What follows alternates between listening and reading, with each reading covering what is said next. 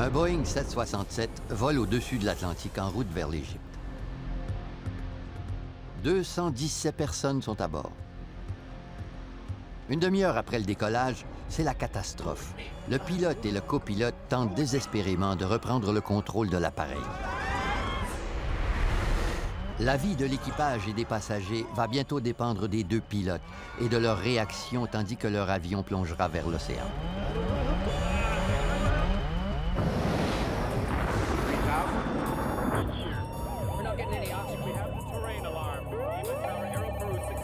We are in an emergency.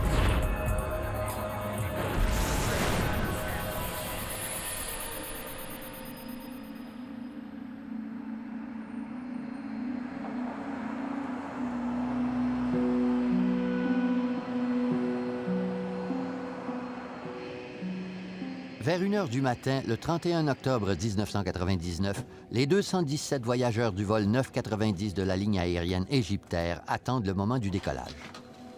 Le commandant de bord, Ahmed El Habashi, est au service de la compagnie depuis 36 ans. Son copilote, Adel Anwar, lui, a précisément 36 ans. Il a changé de vol avec un autre officier pour se rendre à son mariage.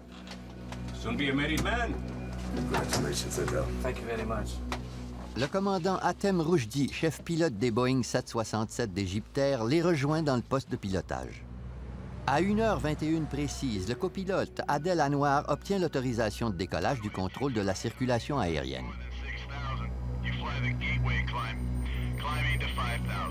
Following gateway, clear for takeoff, runway 22 right, Egyptair 990 heavy. Cabin crew advised. In the name of God, the merciful, the compassionate. Cabin crew, take-off position. Après avoir prononcé la prière d'usage, le copilote participe aux manœuvres de décollage. Par mesure de sécurité, les deux pilotes poussent la manette des gaz. Durant un vol de 10 heures, la pratique courante d'Égyptaire est de prévoir un équipage de relève qui partage le service aérien. L'équipe de commandement décolle et atterrit. L'équipage de relève est responsable du reste du vol. Cette nuit, le commandant Raouf Nour Eldin et son copilote Gamiel El Batouti forment l'équipage de relève. Ils prendront bientôt les commandes et les céderont à l'équipage de commandement avant l'arrivée du Boeing au Caire. Egyptair 990 Heavy, contact, departure now, 125.7. 1257, bye.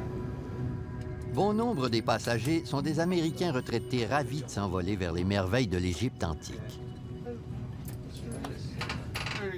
Mon père a épousé Jenny le 23 octobre 1998.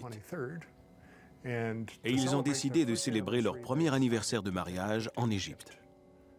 Les parents d'Anita Child étaient deux autres retraités en route vers l'Égypte. Ils adoraient les voyages organisés. Ils en faisaient souvent par pur plaisir. Cette fois-là, ils avaient particulièrement hâte de visiter la Terre Sainte. Maureen Sacratini et son frère John Simmermeyer se souviennent du goût de leurs parents pour les voyages. Ils appréciaient particulièrement un programme appelé Elder Hostel. Au cours de ce voyage, ils devaient voir les pyramides et autres sites historiques égyptiens. Et Elder Hostel avait tout organisé.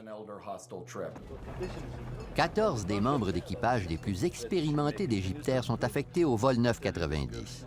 L'avion transporte aussi 33 officiers et pilotes de l'armée égyptienne qui ont terminé leur période d'entraînement avec les forces armées américaines.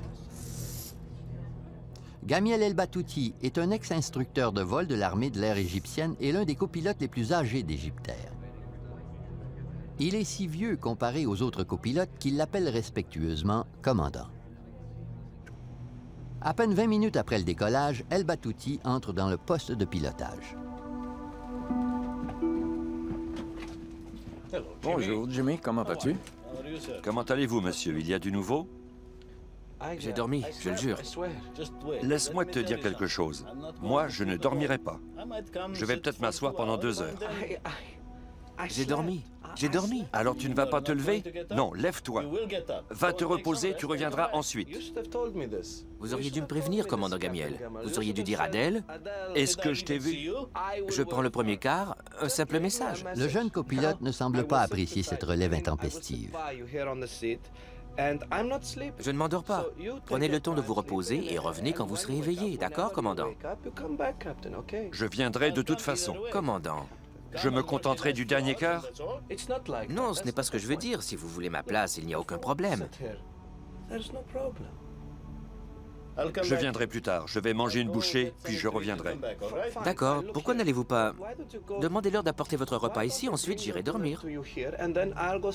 Ça vous va? Oui. Avec votre permission, commandant? Gamiel El Batouti a obtenu gain de cause.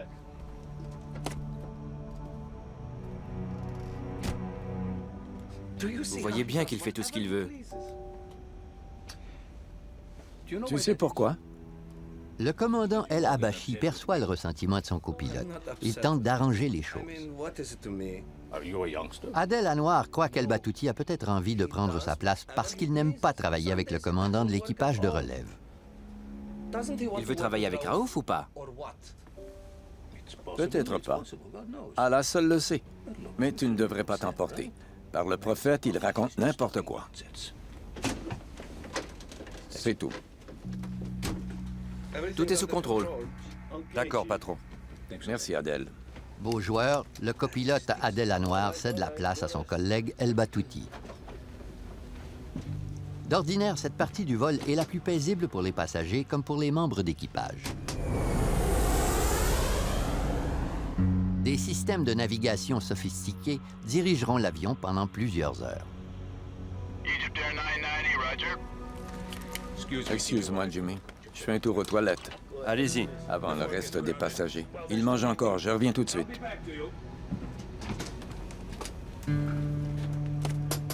Avant le retour du commandant, le vol 990 d'Égyptair courra au désastre et le sort de l'équipage et des malheureux passagers sera entre les mains du copilote de relève, un homme qui ne devrait même pas être aux commandes de l'avion.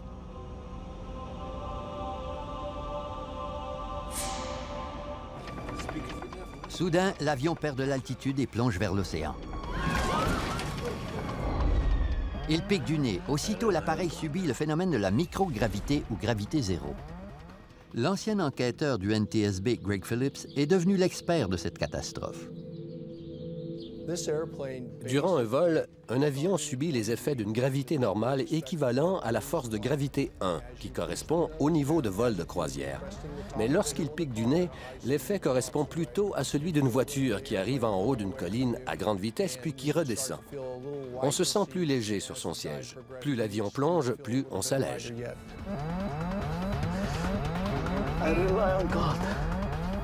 Ce problème, le copilote El Batouti devra l'affronter sans aide.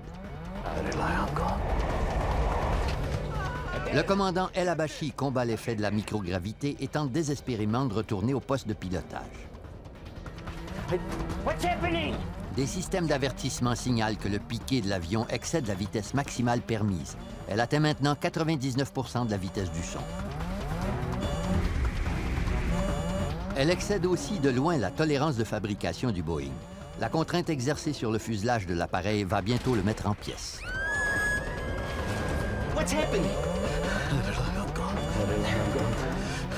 Le commandant El Abachi ramène difficilement le manche de commande vers lui.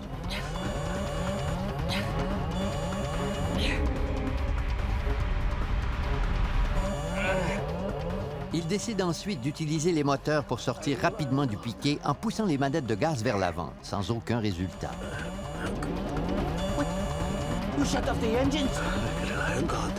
Désespéré, le commandant de bord déploie les aérofreins, des volets intégrés aux ailes, afin de ralentir la chute de l'appareil. Miraculeusement, l'avion ralentit.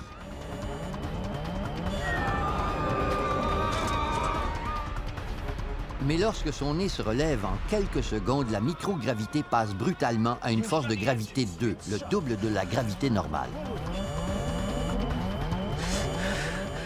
Le commandant s'efforce de stabiliser l'appareil.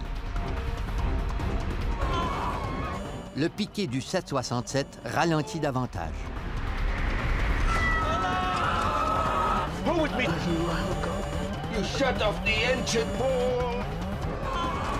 Les moteurs sont coupés et les lumières s'éteignent. L'avion est plongé dans l'obscurité. C'est ici que les enregistrements de conversation du poste de pilotage et de la boîte noire prennent fin. Personne ne sait ce qui est arrivé au cours des 2 minutes suivantes, mais le radar suit encore sa piste. Il grimpe encore, passant de 4000 mètres à plus de 7500 mètres.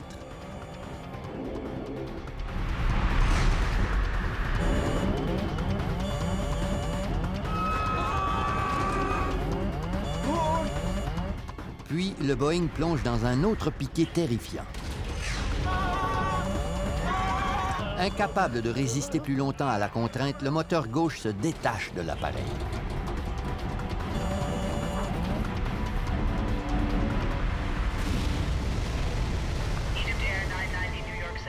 Combien de temps les passagers pourront-ils nager dans les eaux glaciales de l'océan Atlantique?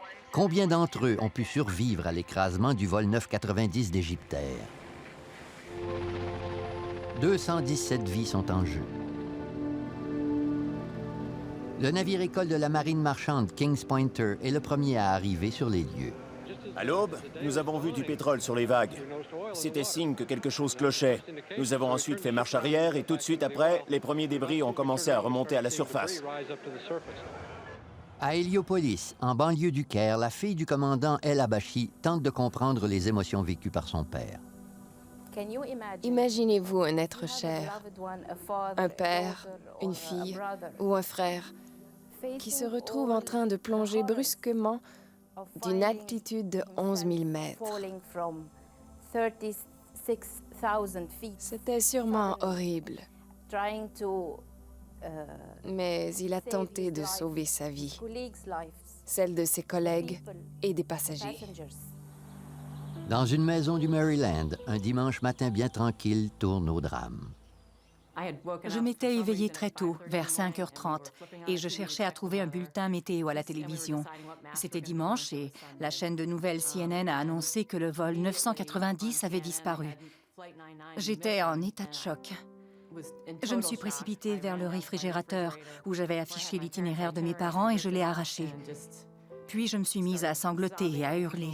Je ne savais pas quoi faire. We located a significant debris field and that we have concentrated our search efforts since then on about a 36 square mile of area, about 50 miles south of Nantucket. À la fin du mois d'octobre, les eaux de l'Atlantique Nord sont si froides que l'espérance de vie des survivants n'excède pas 5 ou 6 heures. Au Caire, Mehi, la fille du commandant de l'équipage de relève Raouf Nour El-Din, espère encore revoir son père. Je me suis dit que même si l'avion s'était écrasé, il avait peut-être réussi à survivre et à nager jusqu'à la terre ferme. Sur les lieux de l'accident, on ne retrouve que des débris d'avion.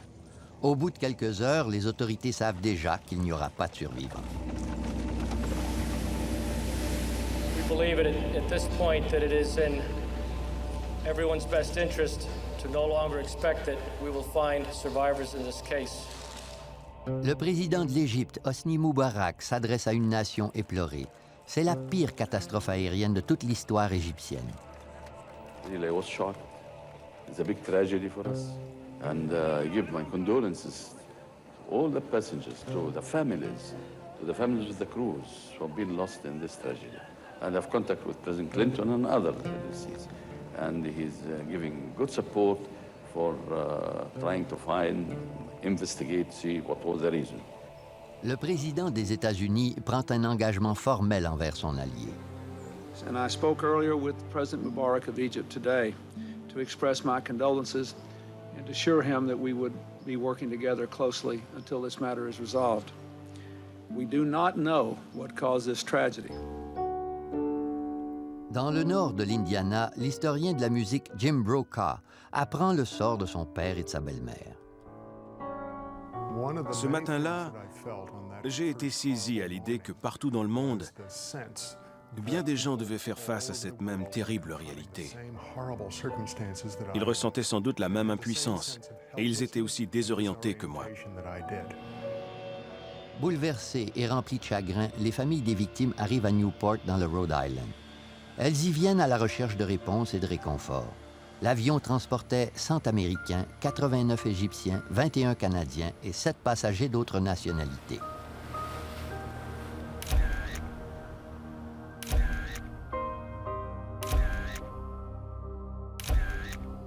les arrivants veulent connaître les causes de l'accident. Des équipes d'enquêteurs étudieront l'affaire pendant des années. À Washington, Greg Phillips, enquêteur du NTSB, le Conseil national de la sécurité des transports, est chargé de découvrir les raisons de l'accident. Dès le début, on savait qu'il y aurait des complications. L'avion a traversé l'Atlantique en vol de croisière en pleine nuit et dans la zone de l'écrasement, on a juste retrouvé quelques débris flottants. Il fallait remonter l'appareil du fond marin avant de pouvoir commencer notre enquête. Il faut récupérer les 2 boîtes noires du Boeing dans des eaux de 70 mètres de profondeur, et même si la force de l'impact a détruit les radiobalises des enregistreurs. Dans ce cas précis, les 2 radiobalises sous-marines de détresse, qu'on appelle aussi des bouées acoustiques actives et qui doivent nous aider à retrouver les boîtes noires égarées, se sont détachées. Par conséquent, les recherches ont été plus longues et plus ardues que prévu.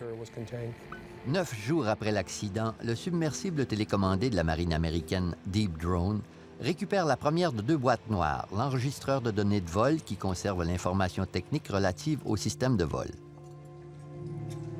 4 jours plus tard, la 2e boîte noire, l'enregistreur de conversation de poste de pilotage, atterrit enfin sur le pont du navire. De là, elle prend le chemin des laboratoires du NTSB. L'enregistreur a capté tous les sons du poste de pilotage pendant les 30 dernières minutes du vol. Ces boîtes noires ont été conçues pour résister à une force de gravité 3400 fois supérieure à la normale. La récupération d'un CVR fournit aux enquêteurs un compte-rendu à la fois saisissant et bouleversant des dernières minutes d'une catastrophe aérienne. Les enquêteurs espèrent que celui-ci va leur donner la clé du mystère entourant l'écrasement du vol 990 d'Égyptair. La priorité des enquêteurs est maintenant de faire traduire les paroles échangées dans le poste de pilotage par les 2 pilotes arabes. Les données de l'enregistreur de conversation de poste de pilotage étaient de bonne qualité. L'équipe de traduction n'a eu aucun mal à les traduire, mais ce n'est qu'une information qui doit s'ajouter à une série d'autres, comme celle de l'enregistreur de données de vol, l'examen des débris de l'avion et tous les autres aspects de l'enquête. Dans le cas d'affaires importantes comme celle du crash du vol 990 d'Égyptair, le NTSB collabore systématiquement avec le FBI. Car les éléments de preuve récupérés doivent être admissibles devant un tribunal. L'ancien directeur adjoint du FBI, Lou Chiliro, est un enquêteur chevronné qui s'y connaît bien en écrasement d'avion. Au moment de la tragédie, on avait une bonne expérience des catastrophes aériennes. On avait même développé des techniques pour découvrir si l'accident était le résultat d'un attentat terroriste ou d'un acte criminel. Le FBI cherche à découvrir s'il y avait une bombe, des terroristes ou même des cibles potentielles de terrorisme à bord. On a comparé la liste des passagers à l'inventaire des bagages dans l'espoir d'y trouver quelque chose d'inhabituel. On a demandé aux préposés s'ils se souvenaient d'incidents qui auraient pu leur causer des inquiétudes. On a étudié les enregistrements de surveillance afin de découvrir si on avait embarqué un objet d'aspect dangereux dans la soute à bagages. Mais rien ne permet de soupçonner la présence d'un engin explosif à bord du vol 990 d'Égyptair. Dans les bureaux du NTSB, les enquêteurs américains examinent l'enregistreur de données de vol et n'y trouvent aucune trace de défaillance mécanique. Mais les membres égyptiens du comité d'enquête insistent pour étudier chaque élément de preuve. La majeure partie des débris est encore dans un entrepôt du Rhode Island. Les Égyptiens espèrent y découvrir la preuve qu'une défaillance mécanique a causé le terrible accident. Tandis qu'ils examinent les débris, d'autres théories font surface. Les enregistrements du poste de pilotage vont diviser le comité d'enquête et déclencher une polémique internationale. Au mois d'octobre 99, le vol 990 d'Égyptair s'abîme dans l'océan Atlantique. Il n'y a aucun survivant. L'enquête se concentre sur le Boeing 767 et ses pilotes. Plusieurs rumeurs circulent au sujet des causes possibles de l'écrasement. Une question en particulier intrigue. Pourquoi El Batouti s'est-il installé à la place du copilote bien avant son quart? Mais au Caire, le frère d'Adel, Tarek Anwar, ne voit rien d'étrange dans cette relève anticipée. Si j'étais au volant d'une voiture en compagnie d'un de mes amis et qu'il me demandait s'il pouvait conduire à ma place, où serait le mal?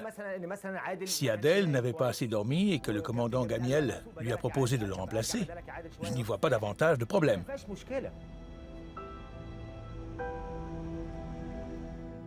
Lorsque les gestes posés dans le cockpit sont combinés aux enregistrements vocaux, une série de décisions incompréhensibles émerge soudainement.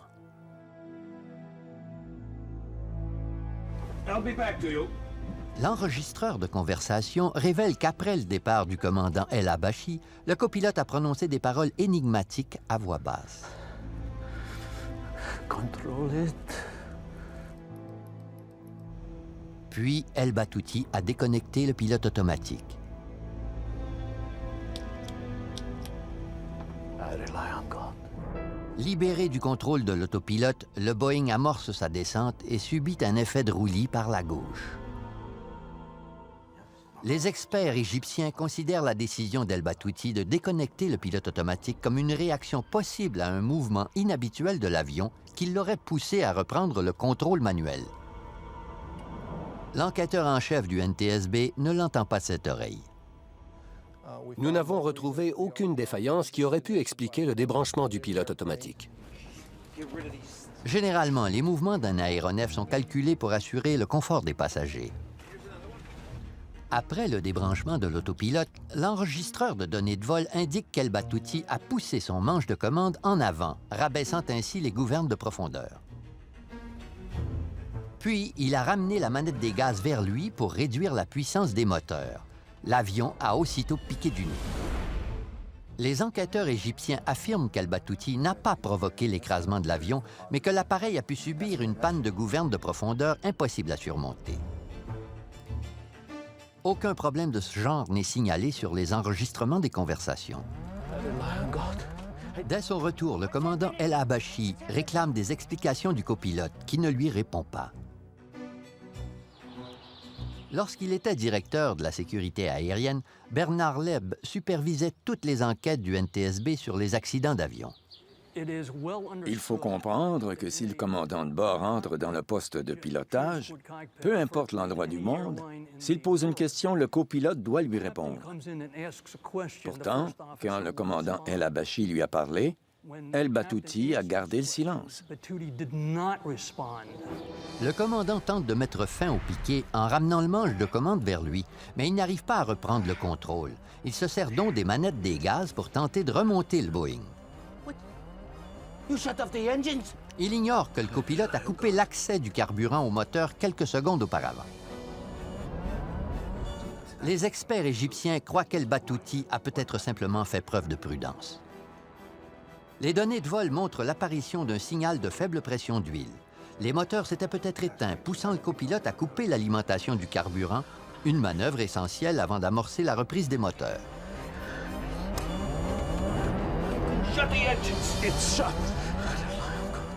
Le NTSB a tenu compte de cette possibilité.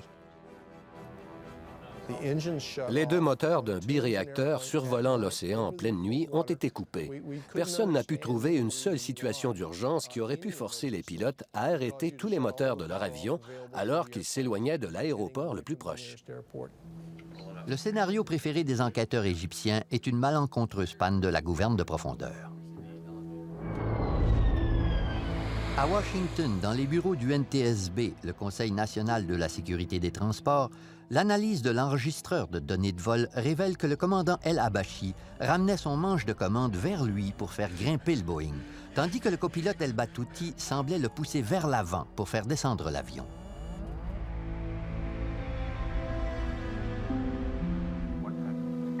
Les experts égyptiens affirment que l'accident aurait pu être causé par une défaillance de l'assemblage de la gouverne de profondeur. Cette défaillance aurait alors provoqué un braquage intempestif de la gouverne, c'est-à-dire un blocage de commande irréversible en position basse qui aurait lancé le Boeing dans un piqué incontrôlable. Ils soutiennent que le copilote El Batouti tentait de reprendre le contrôle de la gouverne de profondeur et ajoutent même qu'il travaillait de concert avec le commandant El Habashi. Une défaillance de la gouverne de profondeur expliquerait le comportement étrange du copilote dans le poste de pilotage. Des preuves supplémentaires sont recueillies durant l'analyse des débris d'avions stockés dans le hangar du Rhode Island. Les enquêteurs y font une remarquable découverte, 3 rivets curieusement cisaillés. Ces minuscules éléments sont essentiels à l'assemblage de la gouverne de profondeur d'un Boeing 767. Mais les spécialistes égyptiens démontrent que les éraflures qui déforment la surface de métal de ces rivets ne sont pas toutes dans le même axe. Un des 2 axes peut être attribué à l'amérissage brutal de l'avion dans l'océan. Mais le second pourrait indiquer une brisure préalable et prouver l'hypothèse du blocage de la commande des volets de profondeur.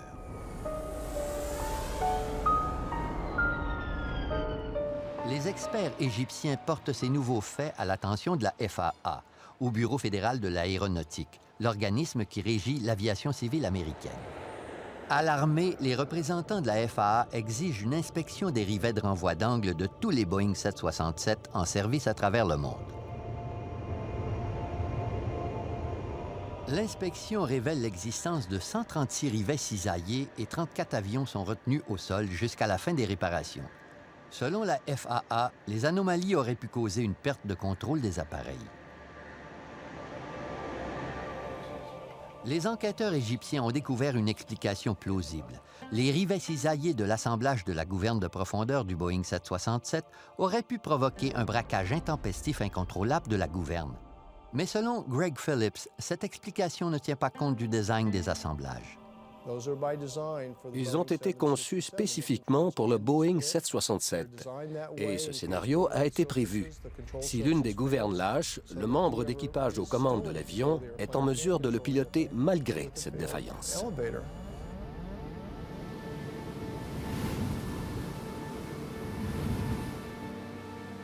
Avant de devenir reporter, William Langewiesche était pilote de l'aviation commerciale.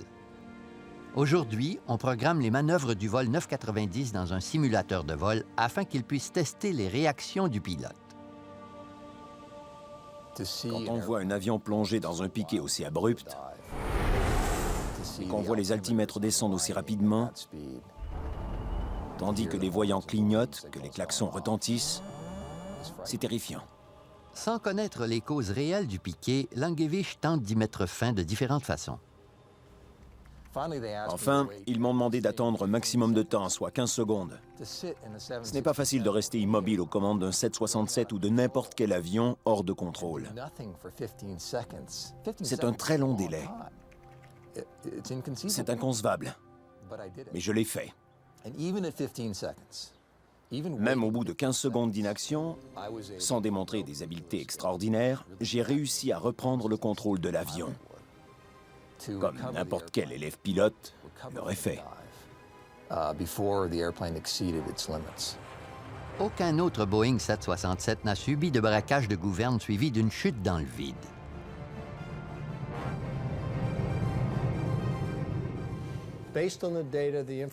Avec les données et l'information obtenue suite aux différents tests et malgré l'expertise de l'équipe en fonction, on n'a pas réussi à relier l'accident à un seul des scénarios de panne explorés. Après avoir écarté la possibilité d'une défaillance mécanique et celle d'une attaque terroriste, le FBI s'intéresse aux antécédents du copilote Gamiel El-Batouti. Moins de 3 semaines après la catastrophe, les médias rapportent que peu avant l'écrasement, El-Batouti aurait dit « J'ai pris ma décision. Je m'en remets à Allah ».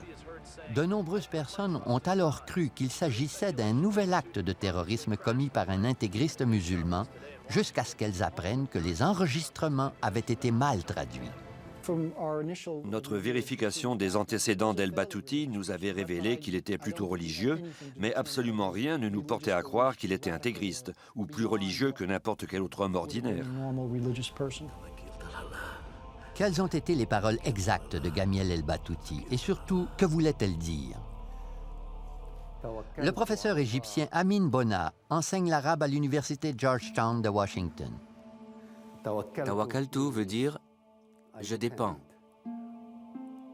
je compte »,« j'ai confiance ». Et Allah veut dire « sûr ». Et Allah est Dieu. Tawakkaltu al-Allah, je compte sur Dieu, ou bien Mon sort dépend de ma nouvelle entreprise. Les gens répètent cette phrase lorsqu'ils partent en voyage, lorsqu'ils rentrent chez eux au volant de leur voiture, lorsqu'ils passent un examen. On dit tous « Tawakkaltu al-Allah ». C'est une phrase très positive. Ce n'est pas le genre de choses qu'on dirait avant de commettre un crime ou avant de se suicider. Même si bien des gens disent souvent cette phrase sans réfléchir, Gamiel El-Batouti l'a répétée 11 fois. What's happening? Je peux imaginer le commandant El-Batouti en train de dire « Les moteurs sont en feu » ou bien « Il y a une panne » ou encore « Quelque chose a heurté l'avion ». Mais non, il s'est mis à répéter « Tawakkaltu ala Allah ». Ce n'est pas du tout logique. La douleur de la famille El-Batouti est amplifiée par son besoin de défendre l'honneur du père. Lorsqu'il est mort, on pouvait tous se dire qu'au moins, il était mort avec honneur. Mais maintenant, ils essaient de nous enlever ce mince réconfort. Les défaillances mécaniques sont très communes, alors pourquoi affirmer que c'était un acte délibéré? On refuse de croire que l'accident a pu être causé par la météo ou une panne des moteurs simplement parce que son pilote était égyptien. Le président du NTSB, Jim Hall, considère qu'il s'agissait peut-être d'un acte criminel. Dans ce cas, l'enquête serait exclusivement poursuivie par le FBI. It is only prudent for the National Transportation Safety Board to consult with these experts and officials to fully evaluate this information prior to any final decision on whether the responsibility for this investigation should transfer to the Federal Bureau of Investigation. Selon Walid El-Batouti, neveu du copilote, le président Moubarak, l'ex-commandant en chef de l'armée de l'air égyptienne, connaissait personnellement Gamiel El-Batouti. Moubarak aurait même demandé au président Clinton d'intercéder pour que l'enquête ne relève pas du FBI. Depuis l'accident, Walid El-Batouti est devenu le porte-parole de la famille. Il faut comprendre que le plus grand notable du pays, le président de l'Égypte, qui est un ancien pilote de l'armée de l'air, a étudié la question. Et il a dit ceci. Selon mon expérience, c'était l'empennage. Il s'est passé quelque chose là-dedans. Ce n'était pas un suicide. Il s'agissait d'une défaillance mécanique ou d'un vice de construction. C'est l'un ou l'autre. Aux États-Unis, le FBI enquête sur Gamiel El-Batouti et cherche des motifs de culpabilité. Il en apprendra beaucoup sur l'homme aux commandes du vol 990 d'Égyptair en interviewant des collègues et des amis qui vont dévoiler l'autre visage du copilote.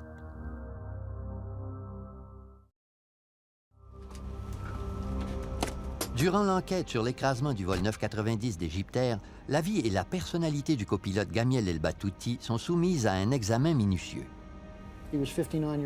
Il avait 59 ans, presque 60, et ne s'était jamais élevé au-dessus du rang de copilote. Il aurait donc pu ressentir de l'animosité envers la ligne aérienne égyptaire. Il avait aussi des problèmes personnels, des problèmes financiers, car certains membres de sa famille avaient besoin de soins médicaux. D'abord, avant ce vol, on lui avait communiqué des nouvelles des médecins. Sa fille réagissait positivement aux médicaments et elle allait guérir. Il en était très heureux. Il était excité à l'idée de rentrer chez lui. Cette nuit-là, Gamiel El-Batouti avait le dossier médical de sa fille dans ses bagages, entre autres choses. Il avait acheté des pneus pour son fils et ils se sont disputés au téléphone à ce sujet. Mon père m'a appelé pour que je vienne le chercher à l'aéroport. Il n'aurait pas pu transporter les 4 pneus sans aide. Il lui a dit « Je t'ai acheté ces pneus aux États-Unis et tu ne veux même pas venir les chercher à l'aéroport ?» Cette réaction était très normale. Un homme qui aurait voulu suicider n'aurait pas agi ainsi. Le FBI continue son enquête à l'hôtel Pennsylvania de New York, où Égyptair a une réservation en bloc de 50 chambres pour ses membres d'équipage. Le FBI a vérifié les antécédents de Gamiel El-Batouti sur une période d'environ 1 an, grâce aux registres d'hôtels et aux entrevues faites sur les lieux. Je crois qu'il avait l'habitude d'avoir des comportements sexuels inappropriés avec des femmes qu'il rencontrait à l'hôtel. Hey, pretty lady, where did you get to? Cela nous a semblé être un comportement assez anormal de la part d'un homme dans sa position. Marié et père de 5 enfants, El Batouti avait malgré tout la réputation de lorgner et d'importuner les employés et les clientes des hôtels qui l'hébergeaient.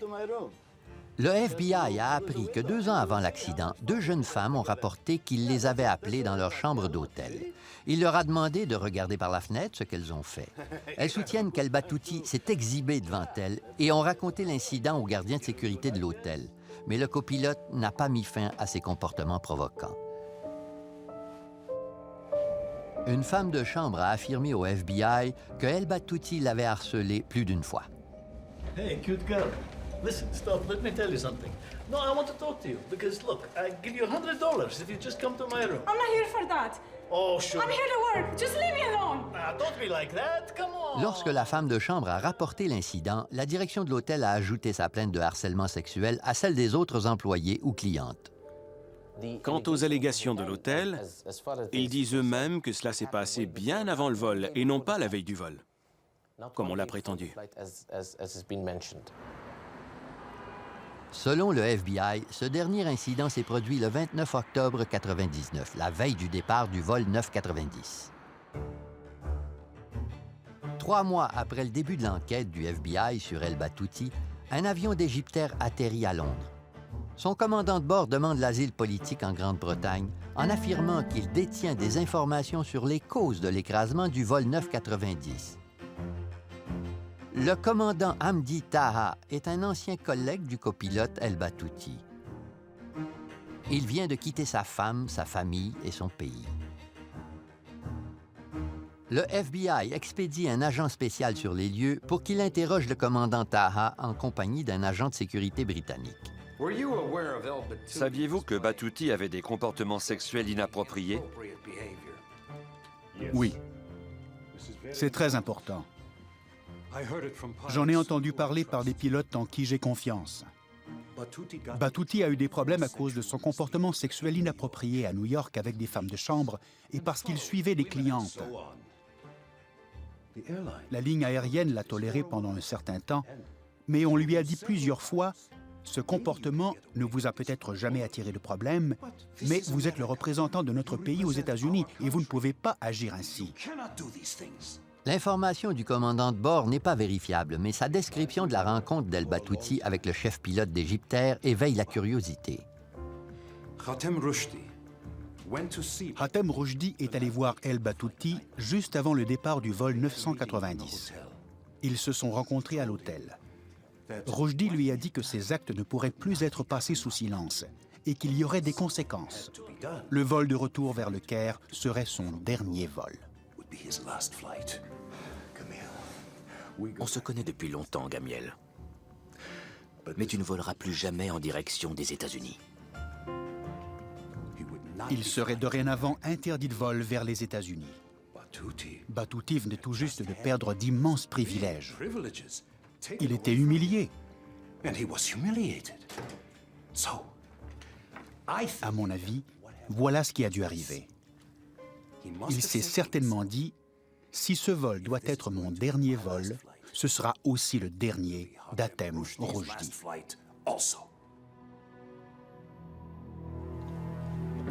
Le FBI partage les informations données par le commandant Taha avec le NTSB. Les autorités égyptiennes exigent alors qu'un autre pilote de ligne soit interrogé. Mohamed Badraoui connaissait El Batouti depuis 40 ans. Questionné par le NTSB, il raconte sa discussion avec le commandant Roujdi au sujet du copilote fautif. Savez-vous si Hatem Roujdi était au courant des problèmes d'El Batouti? Bien sûr. Mais il prétendait ne pas l'être. À mon avis, parce qu'Hatem Roujdi était le chef pilote. Badraoui confirme que le chef pilote Roujdi était mécontent du comportement sexuel inapproprié d'El Batouti et ajoute qu'il avait décidé d'en faire part à son vieil ami. Lui avez-vous dit ce qui allait arriver s'il ne vous écoutait pas? Il ne risquait pas grand-chose parce qu'il approchait l'âge de la retraite. Nous punissons rarement les employés aussi âgés. I'm not saying that you are doing something wrong. They are saying that you're doing something wrong. I know you are my friend. Nous faisons preuve de patience, jusqu'à ce qu'il soit parti. Mohamed Badraoui demande au chef pilote d'être tolérant envers son vieil ami, en soulignant que le copilote prendra sa retraite dans 3 mois. We've been in the Air Force for 40 years. All he needs is a few more months.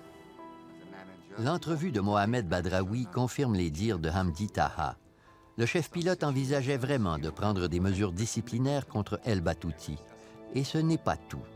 Le commandant Taha n'a pas donné toutes ces informations.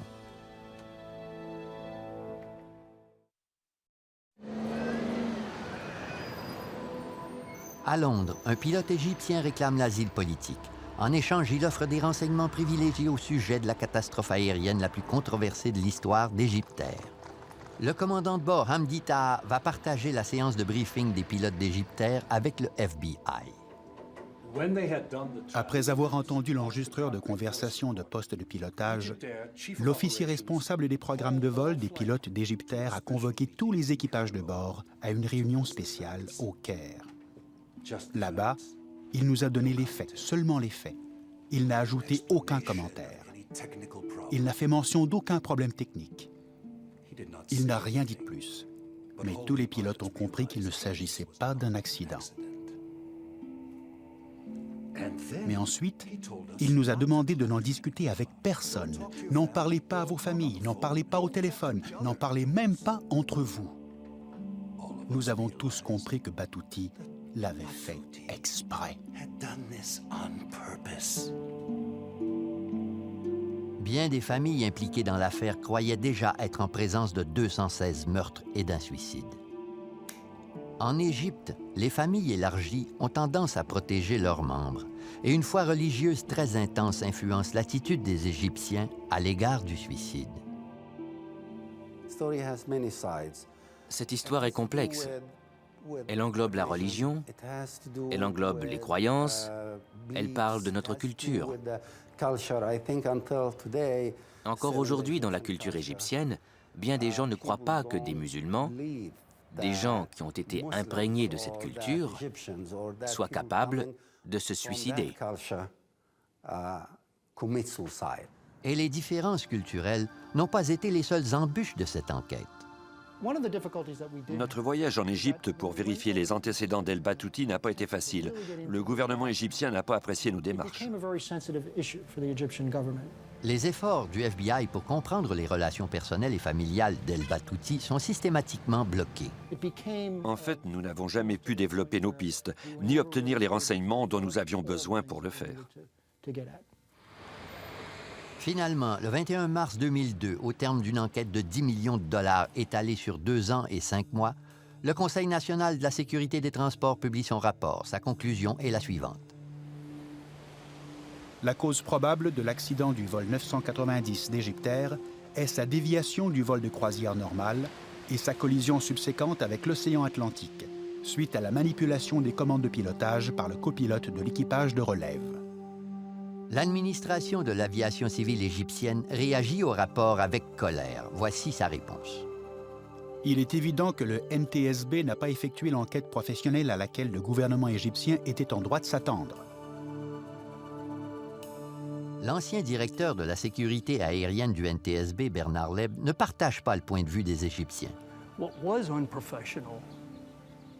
Ce qui n'était pas professionnel, c'était l'insistance des autorités égyptiennes à démentir le fait que ce Boeing avait été intentionnellement jeté dans l'océan, malgré l'existence de preuves irréfutables, pour quiconque a la moindre expérience des enquêtes sur les accidents aériens.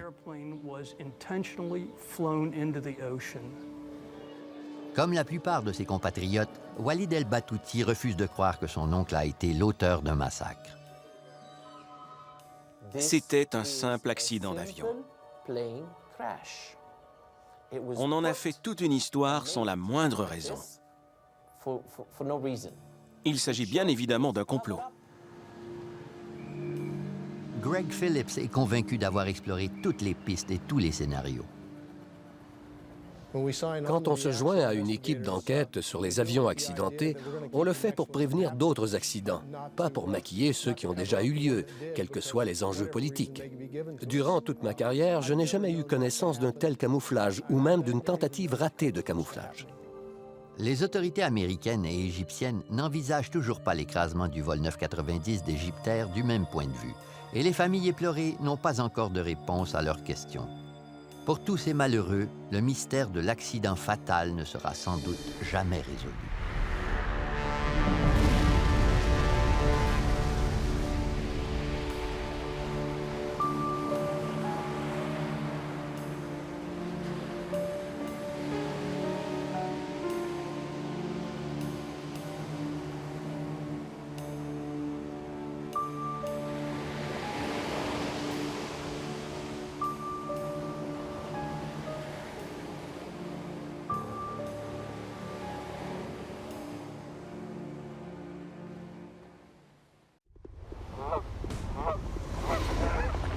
Un énorme train de marchandises traverse les Rocheuses à vive allure.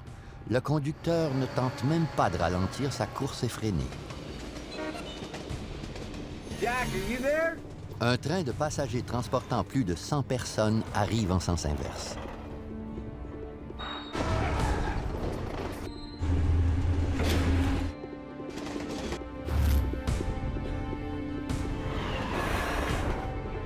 Oh my God.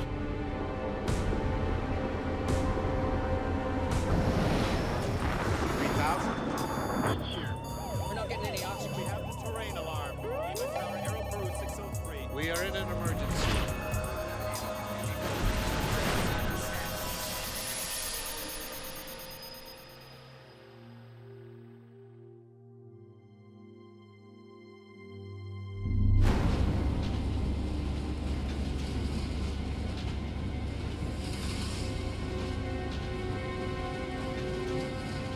Le 8 février 1986, l'aurore boréale illumine la ville d'Edson en Alberta.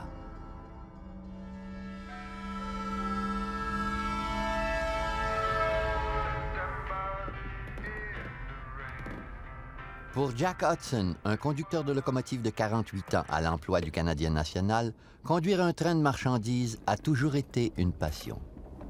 Après 16 ans de carrière, il sait maintenant à quel point son métier peut être exténuant.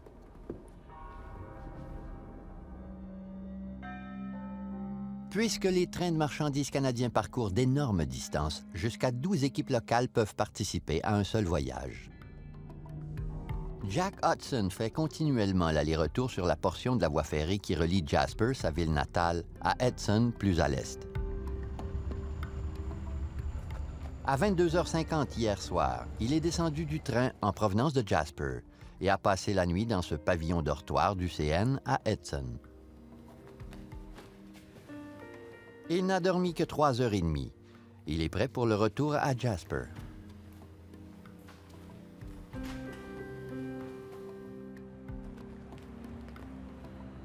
Son serre-frein le rencontre à la gare.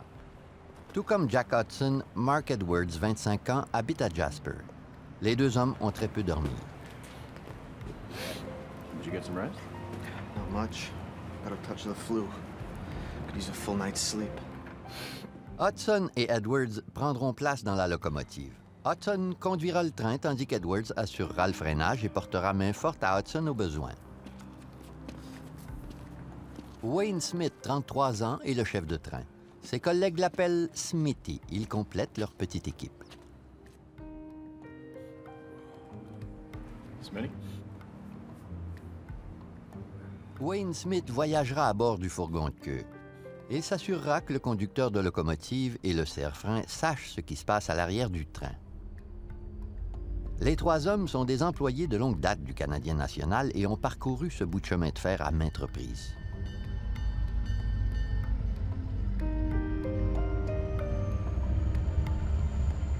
Le train numéro 413 est énorme, soit un peu moins de 2 km de longueur.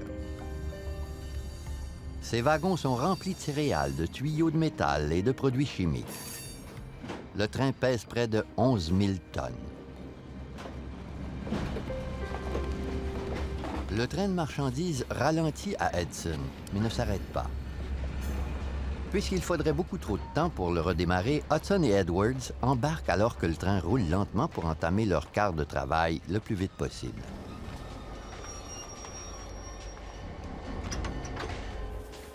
Selon le Code de conduite du Canadien national, cette pratique enfreint les règlements, mais elle est tout de même courante chez les employés de chemin de fer.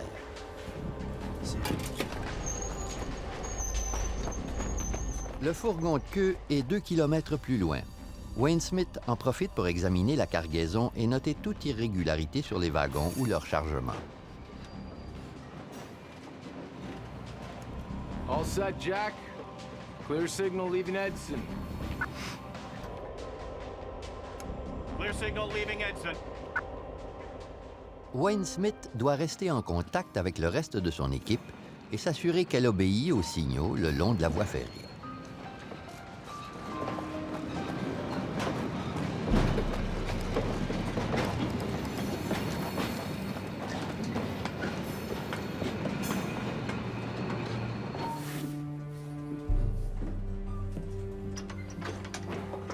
Okay, he's got the brakes off. You're good to go.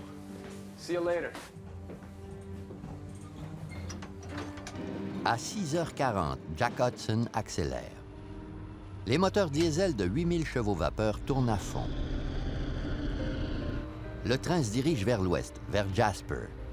Les hommes retournent chez eux.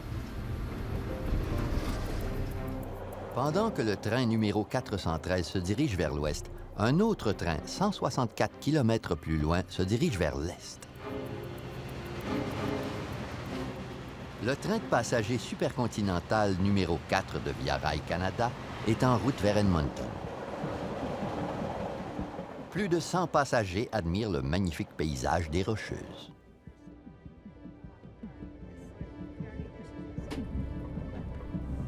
James Haid, 36 ans, un assembleur d'automobiles, retourne chez lui en Ontario après une visite de 2 semaines chez sa famille à Vancouver.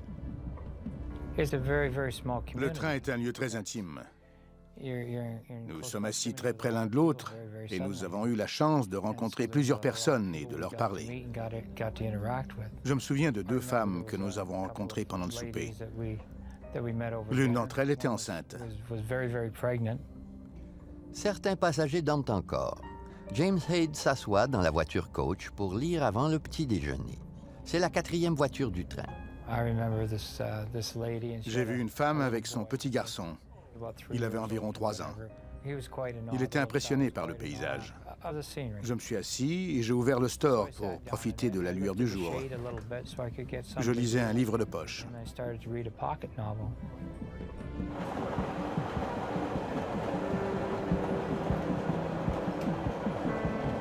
Herbert Timpey, 61 ans, est l'agent de train et se trouve dans une voiture à l'arrière. Il voyage sur cette partie de la voie ferrée depuis 7 ans. J'assistais le chef de train en veillant sur les passagers. Next stop, Hinton. Le train de passagers s'arrête à Hinton. Le train de marchandises arrivera bientôt à la gare de Hargwin, 20 km à l'est de Hinton. À cet endroit, la voie ferrée se divise en 2 pour permettre au train de se croiser. Le train numéro 413 prendra la voie du haut, le train de Via Rail empruntera celle du bas. Jack Hudson approche de la fourche. Un feu de signal lui indique de ralentir. Smitty, you've got an approach limited signal at Hargwin. Next station, Dalehurst, over. Head end to 413, approach limited at Hargwin. Next station, Dalehurst, out. Ces mots seront les derniers que s'échangeront Jack Hudson et Wayne Smith. Le régulateur à Edmonton aiguille le train de marchandises. Le train numéro 413 s'engage sur la voie du haut.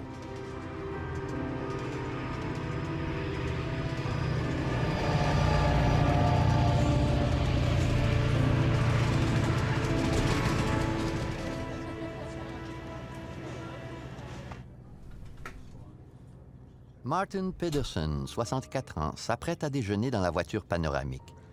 Il se sent bien après une bonne nuit de sommeil. L'ex-pilote de chasse de la Seconde Guerre mondiale connaît bien le fonctionnement des locomotives. Il a détruit 36 trains ennemis en France.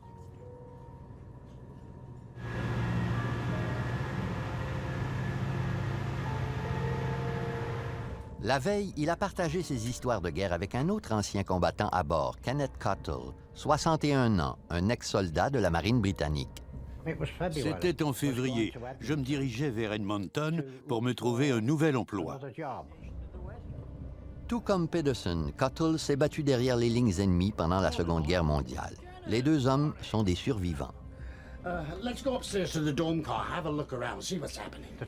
On était très confortable. Il y avait peu de passagers à bord. Le soleil venait de se lever. Je voulais aller dans la voiture panoramique pour admirer le paysage. C'était peut-être notre dernière chance de le faire. Après tout, nous traversions les Rocheuses. 115 personnes sont à bord, mais le train n'arrivera jamais à Edmonton. La quiétude qui règne sera éphémère. Ils ne le savent pas encore, mais les passagers et l'équipage verront bientôt la mort en face. Ce qui se passera dans la locomotive deviendra l'un des plus grands mystères de l'histoire ferroviaire canadienne. Les trains de marchandises et de passagers empruntent souvent les mêmes voies ferrées. Ces voies se divisent en deux pour de courtes périodes afin de laisser les trains se croiser en sécurité. Aujourd'hui, le train 413 longe la voie du haut. Les feux de signal lui indiquent de ralentir puis de s'arrêter. Le feu deviendra vert lorsque le train de passagers l'aura croisé sur la voie inférieure. Suite à son passage, le train du CN reprendra la voie principale. Mais le train 413 ne ralentit pas. Il descend une côte et passe les signaux d'avertissement. S'il ne s'arrête pas bientôt, il regagnera la voie principale à toute vitesse et percutera le train de passagers.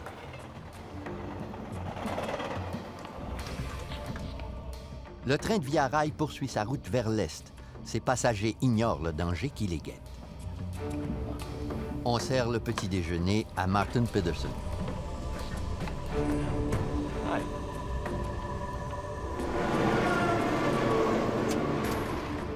Le train de marchandises passe les signaux en trombe et ignore les 3 lumières rouges lui ordonnant de s'arrêter.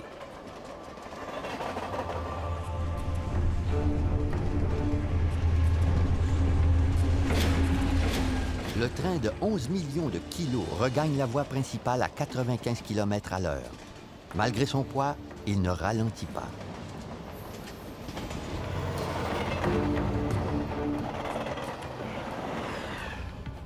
Herbert Tempe fait une petite pause. Kenneth Cottle voit très bien la voie ferrée devant lui. Je parlais à un Anglais. Je faisais face à l'avant du train et je voyais très bien la voie ferrée au-dessus de son épaule. J'ai vu une lumière clignotante au loin. Je ne savais pas comment la voie était aménagée. Je croyais qu'il s'agissait d'un autre train qui longeait une voie parallèle.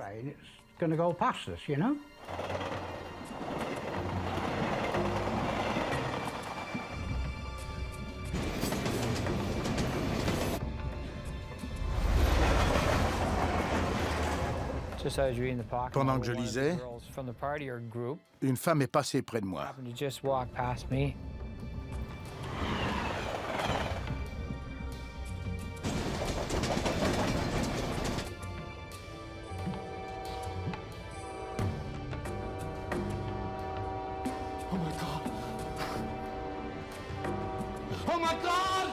Puis, boum.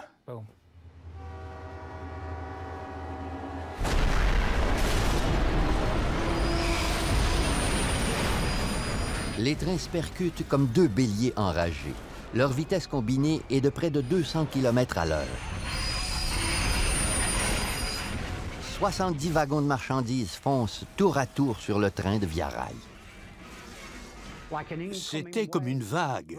Des wagons remplis de céréales, des tuyaux de métal de 9 mètres de long et d'1 mètre de large. Tout virevoltait dans les airs comme des jouets. L'impact de la collision projette l'un des wagons de marchandises dans les airs. J'ai eu l'impression que tout avait explosé. comme une bombe atomique miniature.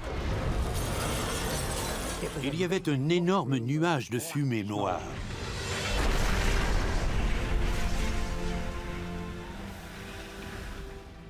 Puis, tout est devenu noir. L'épaisse fumée nous empêchait de respirer.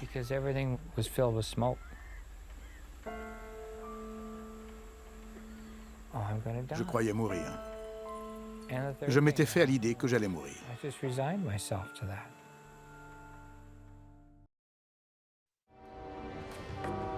Oh my God! Puis, boum. Dans l'Ouest canadien, un train de passagers a percuté de plein fouet un train de marchandises. La fumée envahit les voitures. Les passagers blessés sont coincés à l'intérieur. Herbert Tempe est l'agent de train de Via Rail. J'ai travaillé dans le domaine pendant 37 ans. Jamais je n'ai été témoin d'une telle catastrophe.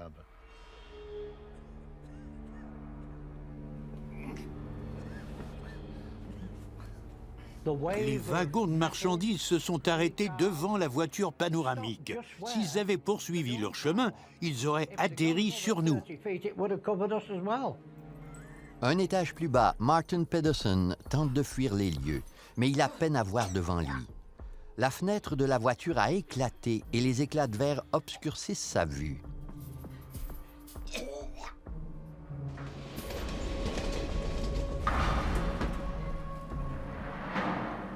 Près de 2 kilomètres plus loin, le fourgon de queue du train numéro 413 s'arrête enfin.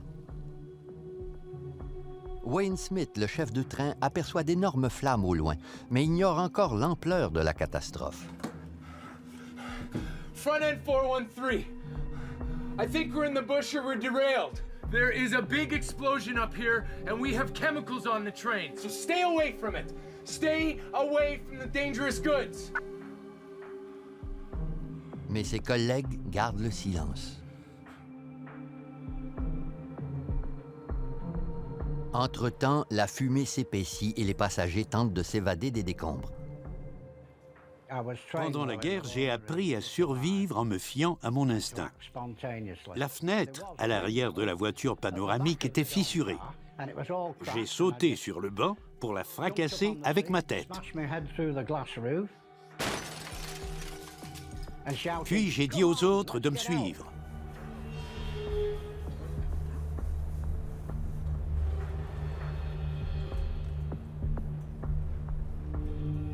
J'ai regardé derrière moi et tout a pris feu.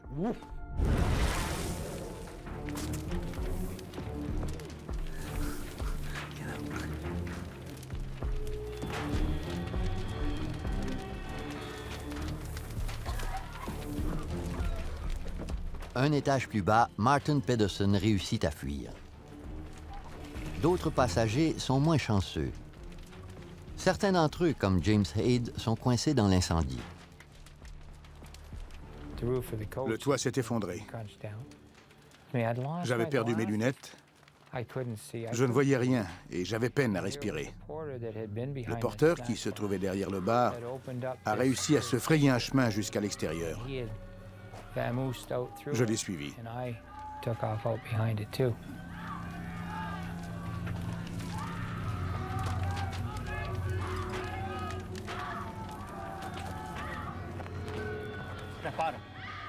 Il était sous le choc.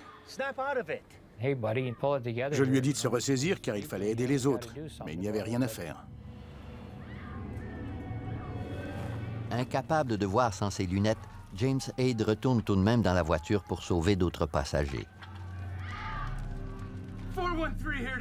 Dans le wagon de queue, Wayne Smith appelle le régulateur qui se trouve à Edmonton, 285 km plus loin. Herbert Tempe, l'agent de train de Via Rail, intercepte la conversation. There's cars and passenger coaches all over the ditch. And get an ambulance. And there's a whole bunch of cars on fire. You get that, dispatcher? I'm gonna walk up there and see if I can be of any assistance. What was the signal at Dalehurst when your head end called it? Pardon me? What was that signal on that signal at Dalehurst? Well, I was calling him for the signal at Dalehurst quite a few times, but I kept calling him and there was no answer. Well, it should have been red on the panel. Well, he must have ran it then, dispatcher, because I could not get a hold of him. I tried and I tried. Okay, all right.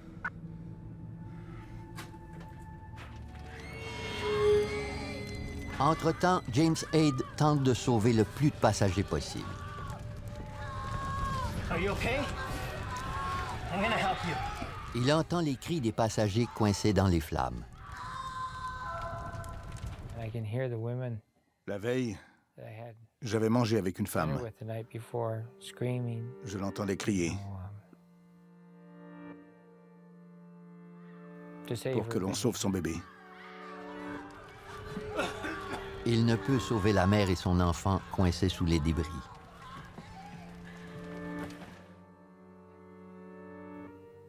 That was, C'était pénible. Les gens coincés dans les voitures hurlaient. Je n'avais jamais entendu de tels cris. Un homme est retourné dans la voiture pour sauver son épouse coincée dans les flammes. Il est mort à ses côtés.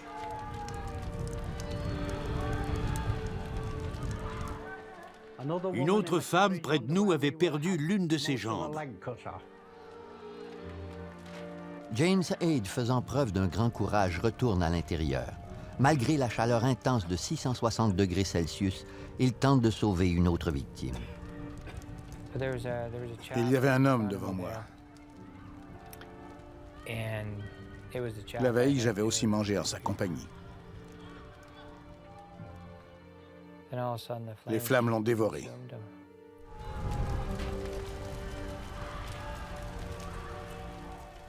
Il a levé la tête.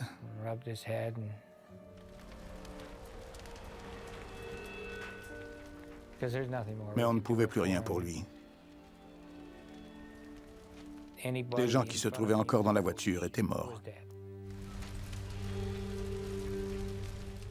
Je ne sais pas pourquoi je m'en suis sorti. Ce n'était pas à mon tour de quitter ce monde. Wayne Smith est anéanti. Il ne peut rejoindre ses amis dans la locomotive et a peine à comprendre les causes d'une telle catastrophe. Mark Linnell, policier de la Gendarmerie royale du Canada, est l'un des premiers secouristes sur les lieux. On m'avait parlé d'un déraillement et non d'une collision. J'étais étonné. Le sergent de la GRC était estomaqué. Il était muet. Il n'avait jamais vu une scène aussi catastrophique. Il s'agit d'un véritable désastre. Les photos prises sur les lieux démontrent l'ampleur de la destruction.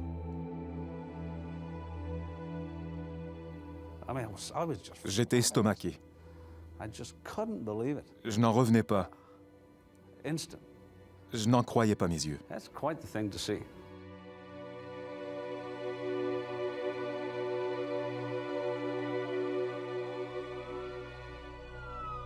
La collision est à 18 km de la ville de Hinton.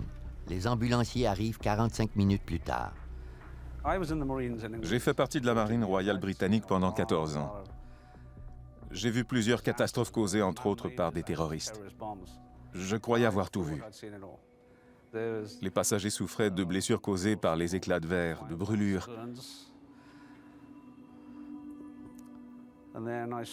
Puis j'ai vu 2 corps enlacés.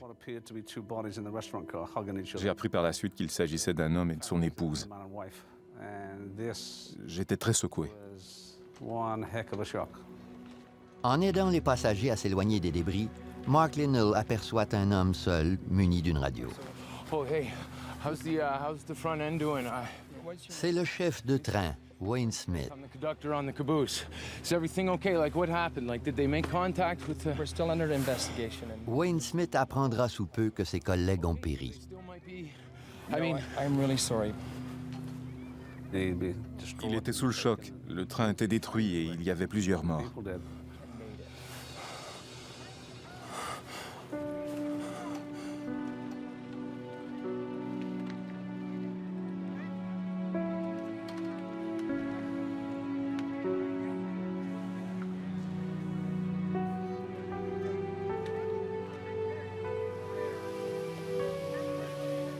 L'accident de Hinton est la pire tragédie ferroviaire à survenir au Canada depuis 1950. Les dommages s'élèvent à plus de 30 millions de dollars. 23 personnes ont perdu la vie et 71 sont gravement blessées.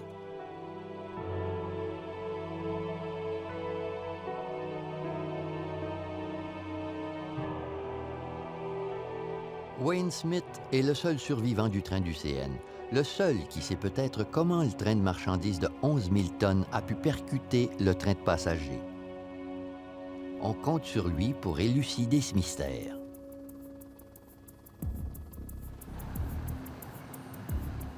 Deux jours après la catastrophe, le gouvernement albertain lance une commission d'enquête menée par le juge René Foisy de la Cour d'appel de l'Alberta.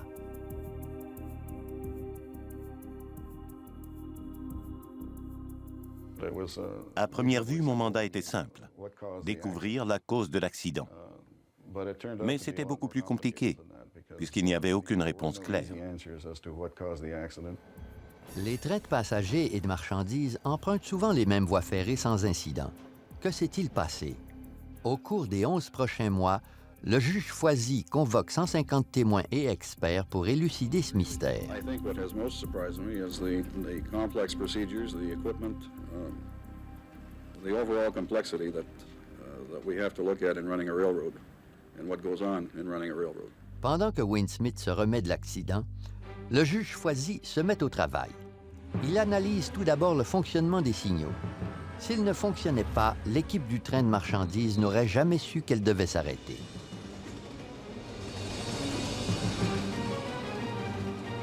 Le Canadien national a analysé en profondeur son système de signalisation et prouvé qu'il fonctionnait.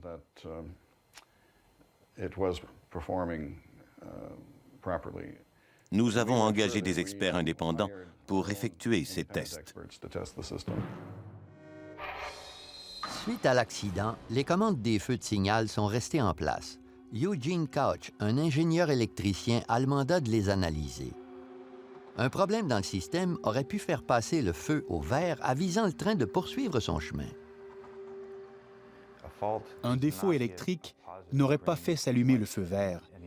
S'il y avait eu un défaut dans le système, tous les signaux seraient devenus rouges, ce qui aurait forcé les deux trains à s'arrêter.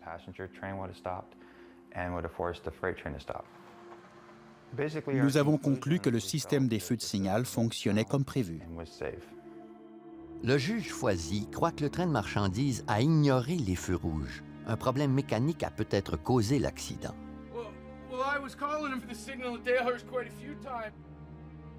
Suite à l'accident, le chef de train Wayne Smith déclare à la GRC que sa radio fonctionnait mal ce matin-là. Jack Hudson et Mark Edwards n'ont peut-être jamais pu avertir Wayne Smith d'un problème mécanique. La commission d'enquête analyse les radios portatives des trois hommes. On a analysé la radio du train de marchandises. Celle-ci répondait à nos exigences. Malgré tout, un autre problème est possible.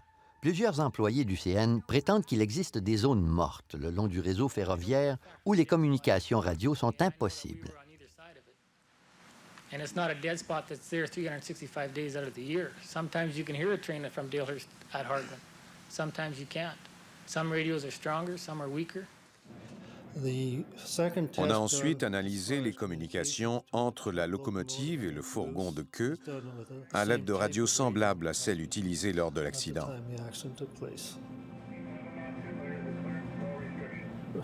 On a conclu que les radios fonctionnaient de manière satisfaisante.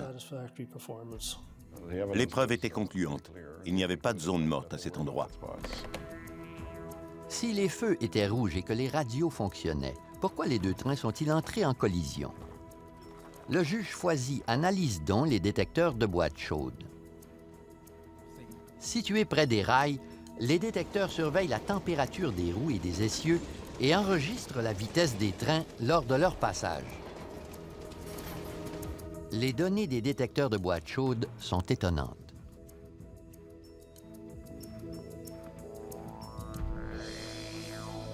Lorsque l'avant du train a passé devant le détecteur après avoir quitté Arguin, le train voyageait à un peu plus de 60 km à l'heure. Lorsque le fourgon de queue a franchi le détecteur à son tour, le train roulait à plus de 74 km/h. Malgré les feux lui indiquant de ralentir, le train accélérait. On a déterminé que sur les 8 derniers kilomètres, le train roulait entre 95 et 98 km à l'heure. De plus, le train n'a jamais freiné avant l'impact. L'équipage roulait trop vite et a ignoré tous les feux lui indiquant de ralentir. Il n'a jamais freiné. Selon toute indication, personne ne maîtrisait le train. On ne comprend pas pourquoi personne n'a freiné.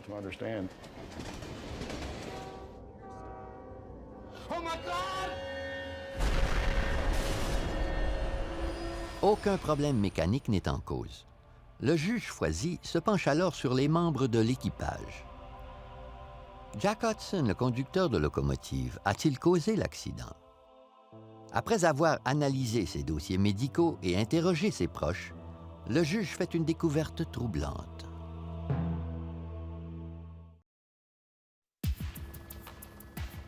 « 23 personnes ont perdu la vie lors d'une collision entre deux trains dans l'Ouest canadien. Selon la commission d'enquête, aucun problème mécanique n'a causé ce tragique accident. Le juge René Foisy analyse maintenant le dossier de Jack Hudson, le conducteur de locomotive et employé du CN depuis 16 ans. En analysant ses dossiers médicaux, il fait une découverte déconcertante. Monsieur Hudson était très malade. Il était alcoolique. Il souffrait d'hypertension artérielle et de diabète. Il a souffert d'une pancréatite l'été précédent l'accident et a dû porter un sac pour colostomie pendant plusieurs mois. Le juge Foisy se demande si l'état de santé de Jack Hudson aurait pu contribuer à l'accident. Jack Hudson est décédé dans l'accident et ses blessures étaient telles qu'il était impossible de déterminer s'il avait subi une crise cardiaque, un AVC ou tout autre malaise grave qui aurait pu affecter ses capacités. Mais l'analyse toxicologique n'a décelé aucune trace d'alcool ou de drogue. Il souffrait de plusieurs problèmes de santé. De plus, il avait des problèmes personnels. Mais ceux-ci semblaient sur le point de se résoudre. Jack Hudson n'était pas le genre d'homme qui tuerait une vingtaine de personnes et en blesserait près d'une centaine volontairement. On a donc éliminé la thèse du suicide. Si Jack Hudson avait subi un malaise cardiaque, pourquoi Mark Edwards, le cerf-frein, n'aurait-il pas réagi? Les enquêteurs ont une réponse plausible. Did you get some rest? Not much. Got a touch of the flu. Could use a full night's sleep. Peut-être s'était-il endormi. Alison Smiley est une experte des troubles du sommeil et de la fatigue. Jack Hudson n'a pas dormi plus que 3 heures et demie. Seulement 3 heures et demie se sont écoulées entre le moment où on l'a vu, avant qu'il se couche, et celui où on l'a revu après son réveil.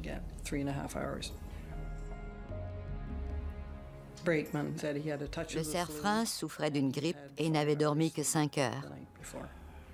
Wayne Smith avait lui aussi dormi environ 5 heures. C'est nettement insuffisant. Il est possible que les 3 hommes dormaient et qu'ils n'aient pas vu les feux leur signalant de s'arrêter. Leur horaire était très varié. Parfois, ils travaillaient de nuit et le lendemain, ils pouvaient travailler l'après-midi. Ils souffraient donc d'un décalage permanent, car leur corps n'avait jamais le temps de s'adapter au changement d'horaire.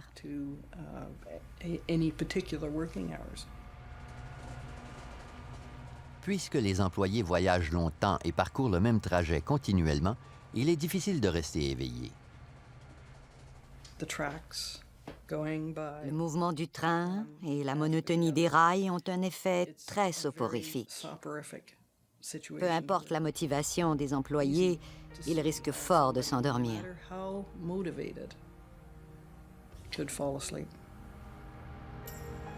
À l'époque, plusieurs trains étaient munis d'un dispositif de sécurité pouvant arrêter le train si le conducteur mourait ou s'endormait.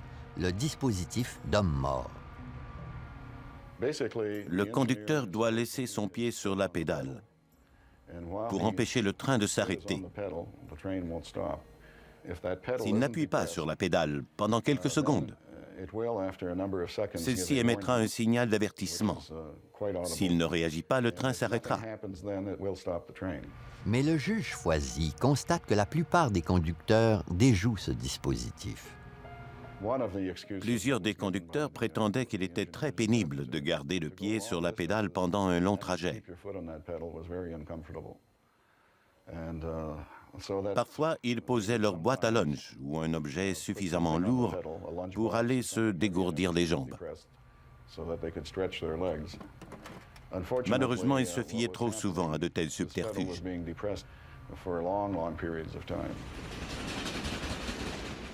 Même si Jack Hudson et Mark Edwards s'étaient endormis dans la locomotive tout en déjouant la pédale, Wayne Smith, assis dans le fourgon arrière, aurait pu prévenir la catastrophe. 2 mois après le début de la commission d'enquête, Wayne Smith témoigne enfin. Les médecins l'avaient empêché de témoigner auparavant, citant le traumatisme causé par l'accident. Le juge Foisy et les membres de la commission d'enquête entendront enfin la version des faits de Wayne Smith. J'étais assis dans le fourgon arrière et je regardais par la fenêtre lorsqu'on a passé le panneau numéro 169. C'est à ce moment que j'ai appelé mes collègues pour leur demander de quelle couleur était le signal d'approche à Dalehurst.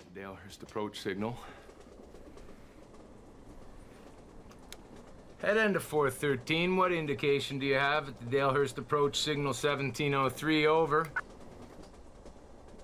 Jack Hudson et Mark Edwards devaient répondre pour indiquer à Smith qu'il devait ralentir.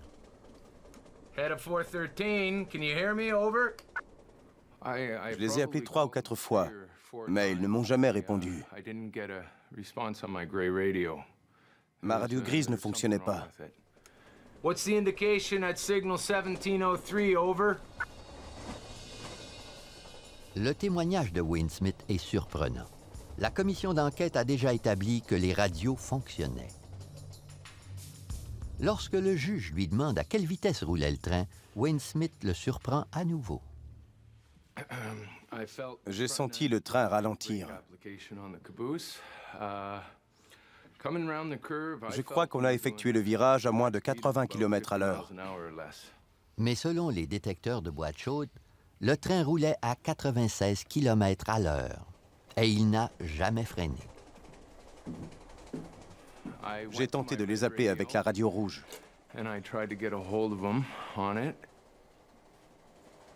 Jack, how's the Dalehurst approach signal 1703? J'ai appelé 3 ou 4 fois sur la fréquence numéro 1. Il ne m'a jamais répondu. J'ai donc essayé d'autres fréquences. Une fois de plus, le témoignage de Wayne Smith cloche. Aucun agent de train des environs n'a entendu les appels de Wayne Smith. Ce dernier affirme qu'il tentait encore de joindre Jack Hudson lorsqu'il a passé les signaux lui indiquant de ralentir.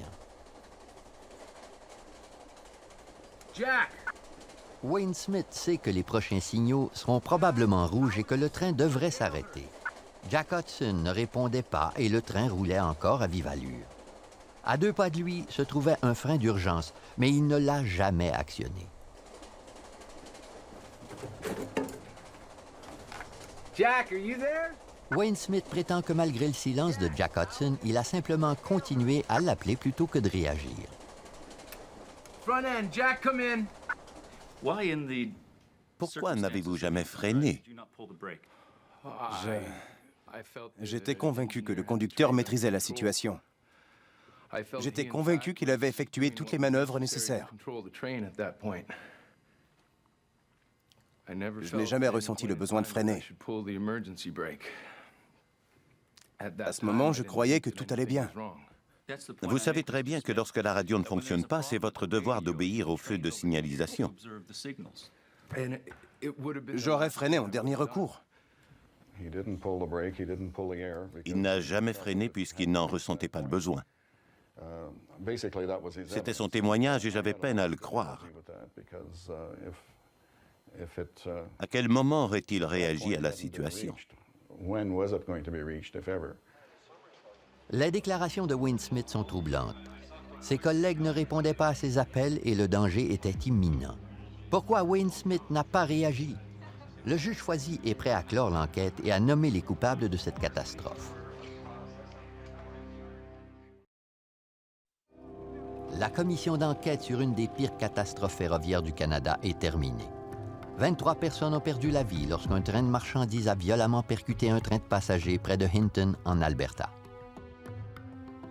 Le juge René Foisy a examiné toutes les causes possibles, du problème mécanique à l'erreur humaine. Il est prêt à publier son rapport sur la catastrophe. Son rapport de 205 pages répartit le blâme sur plusieurs personnes et nomme tous les coupables. Jack Hudson, le conducteur de locomotive, a ignoré les feux rouges qui lui signalaient de s'arrêter avant d'emprunter la voie unique. Si Hudson était incapable d'accomplir ses tâches, le serre-frein aurait omis d'intervenir et aurait aussi ignoré les feux lui signalant de s'arrêter. Wayne Smith, le chef de train, est aussi coupable. Il a enfreint les règlements lorsqu'il n'a pas freiné malgré le silence de ses collègues. Le juge conclut qu'il ne peut se fier à son témoignage peu cohérent. And I went to my back desk. I jumped on from the cupola and ran for. It seemed like we were just keeping going. There was no immediate stopping. The caboose kept sliding. Le juge Foisy souligne que tout comme Jack Hudson et Mark Edwards, Wayne Smith était épuisé ce matin-là. I just wanted to get home, actually, at the time. Mais selon Foisy, l'équipage du train n'est pas le seul coupable. Selon son rapport, Jack Hudson aurait pu souffrir d'une crise cardiaque ou d'un AVC avant l'accident. Mais le Canadien national connaissait ses antécédents médicaux. Il avait accumulé entre 40 et 50 points d'inaptitude. Le CN congédie les employés qui en accumulent 60. Lorsqu'il a atteint ce niveau, il a commis d'autres infractions pour lesquelles il n'a jamais été puni. Le juge Foisy souligne que les employés ignorent souvent les règlements. Ils déjouent régulièrement le dispositif d'homme mort et montent à bord des trains sans que ceux-ci ne s'arrêtent. On a conclu que la gestion du Canadien national faisait preuve de complaisance et de laxisme.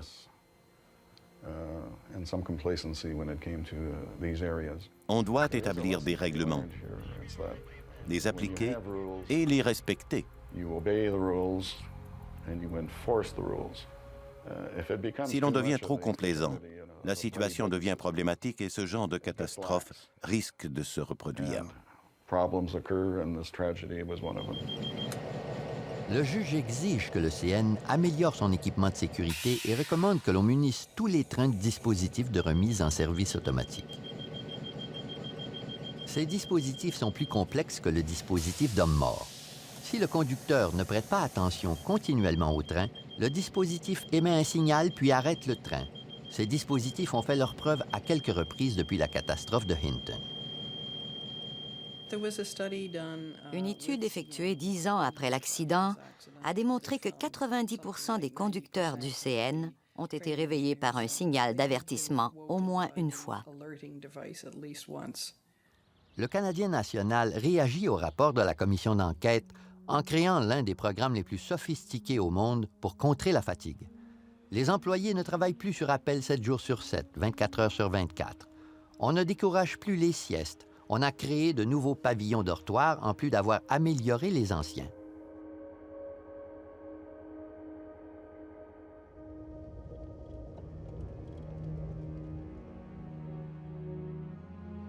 Mais pour les victimes de la catastrophe de Hinton, ces changements apportent peu de consolation. Je me souviens encore des gens qui sont morts et de mes amis qui étaient à bord. Ça me chagrine vraiment. L'accident s'est produit il y a plus de 20 ans déjà.